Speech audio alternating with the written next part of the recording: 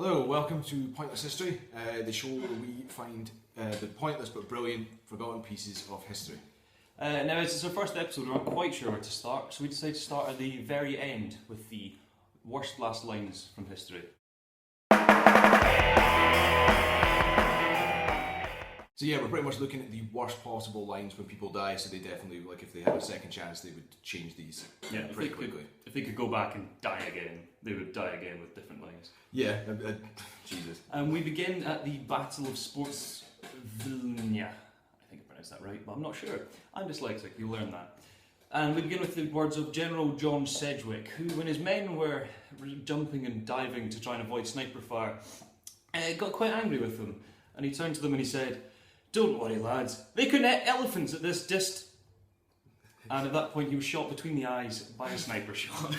Can you imagine that? Like, it's pretty unlucky. It's just the fact that like you're trying to like be a dick to someone else and you get shot. Still get shot. Oh shit. It's a pretty decent shot though. It was a fantastic shot considering the snipers they had in those days were pretty inaccurate. It was a good effort on whoever shot that man. Right, the first one I've got is... wait, what? I never thought I'd say that. No, probably not. First one I've got is King Henry VI. When he was assassinated, he was stabbed by a monk.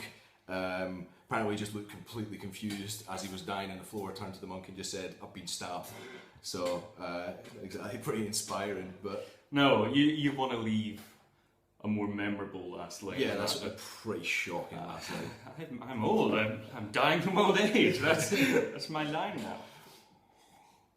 The next one I have comes from Mexican revolutionary Pancho Villa, or his birth name Jose Dorito Arengo Arumbola.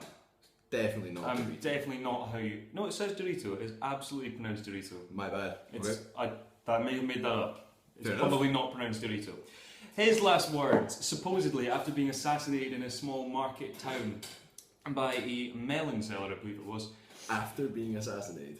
Sorry. His last words, after being shot in an assassination attempt, where apparently he turned to the men in the car with him and in a complete loss for words asked them to tell them I said something. And they told them that he said, "Tell them I said something." And these were his very last words. That's just so bad for him that that's what he gets remembered by. You can imagine that. Like, if you had time to plan it, this is a guy who was going to have good last words, and then it happened too quickly. No time. Oh, shit! Tell them I said something, quickly. Next one I've got is General William Erskine. In Lisbon, he leapt from a window, and then when he landed, someone came over to help him out, and they had, as he was dying, just said, "Now, why did I do that?" So I don't know if he was drunk or not, but he had no idea why he killed himself. And then he died pretty much straight after that. So that, I don't even know what to say about that one. It's remarkable, really. That's the last thing you had to say. Didn't even have a reason. Just, I've jumped out of a building. Maybe Lisbon's really shit. Our next one comes from Thomas J. Garassa, who was convicted on death row of a double murder. And his last words were, "I did not get my SpaghettiOs, I got spaghetti. I want the press to know this." So this is a man who died of the cause. he knew what he wanted. The rule of death row is you're supposed to get, your last meal is supposed to be whatever you want. And clearly he didn't get it. He wanted SpaghettiOs and got actual spaghetti, which some would call promotion, but obviously he didn't feel that way. His last meal that he actually got included 2 dozen steamed mussels, 2 steamed clams, flavoured with a wedge of lemon, a double cheeseburger from Burger King, half a dozen barbecue spare ribs, 2 strawberry milkshakes, and 1/2 of a pumpkin pie with whipped cream, diced strawberries, and a 16-ounce can of spaghetti meatballs served at room temperature. That's decent. He ate a lot of food before he died. See, I actually kind of get his point though about why you'd be raging that you didn't get SpaghettiOs, because I mean, the pumpkin pie. I'm going to be honest. It's not like it's a hard thing to just do. It's not like he's asking for Kobe beef. It's just. I mean, they've already gone to the effort of getting him everything else on this list. I know, but and then they failed on SpaghettiOs. So if you're going to die, you're pretty much wanting what you want. He's raging. He's absolutely raging about that. Like how he thinks the press would care. Yeah, well, maybe they did. Probably. Maybe they did. This is actually my favourite one. It's the last one that I've got. Is Millward Fillmore. He lived from like 1800s to 1874. He was at a dinner in New York, and it was his first time trying chicken soup.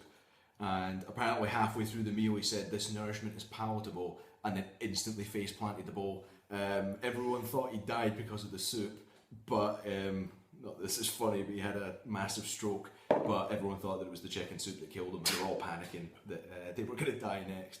But I just thought it was pretty funny, the fact that it was just straight on face plant after that. It would be brilliant if that happened on MasterChef, wouldn't it? Make it exciting. It would just Greg Wallace, this is a fantastic bubbly biscuit face. Dead straight away. Straight to death. It got us thinking, what would we not want our last words to be? I've just shit myself. Well, I definitely think, like, if I was going to, in an ideal way, if I was going to die one way, it definitely would be falling, like free falling. But it would be pretty terrible to be like flying past someone that you're floating along with and just being like, I knew I forgot something. I knew I forgot something. Just landing straight there. See, I think for me, the words I really wouldn't want my last words to be would be something kind of gloaty and like almost arrogant. So something along the lines of, what's the worst that could happen? It's only a tree swing. And, like, if they were my last words, I tempting fate so bad. That would be tempting fate so badly. So, we want you to tell us, what would your very worst last line be? What do you not want to say when you die? If you put them in the comments, we will, in a couple of weeks, we'll probably go back and we'll find our favourite ones and we'll read them out and like see who can be the funniest. You might get a prize. It will be nothing, but you might get a prize. We'll send you a hug or something. Good wee shout out. We'll send you a wee shout out, yeah. Thank you very much for watching. We hope you enjoyed. Join us on Wednesday when we continue looking at the last words, but this time we're going to be looking at the very best and the very most badass last words of history. Yep, so if you've enjoyed it, please do give us a like, subscribe if you want. This is going to be a reoccurring thing. We are a brand new channel, this is the first one, so please do give it a like and subscribe if you do enjoy it. And if you don't enjoy it, like and subscribe. It's good to be nice.